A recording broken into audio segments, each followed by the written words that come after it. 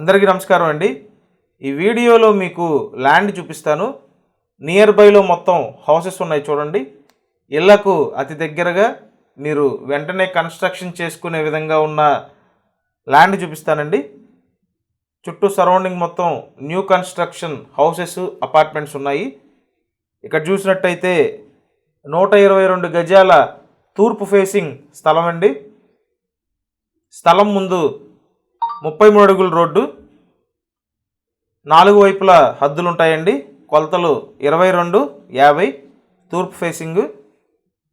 Location Vijayawada Singh Nagar పైపుల్ road panchayat area అండి.